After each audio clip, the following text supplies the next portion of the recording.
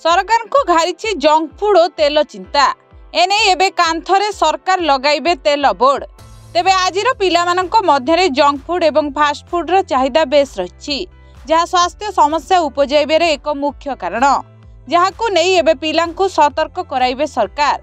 एने तेल बोर्ड जरिया रे सचेतन कराजिबो। केउ खाद्य रे केते तेल अछि, केउ छणा खाद्य रे केते खराब तेल रहिछि, ताकू खाइले कोन हेबो, एने एबे पिलांको सचेतन कराइबो तेल बोर्ड।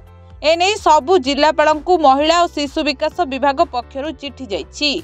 समस्त अंगनवाड़ी केन्द्र, शिशु जत्न केन्द्र, वन स्टॉप सेंटर, शक्ति सदन, शक्ति निवास घरोई प्रतिष्ठान रे लागिबो तेल बोर्ड।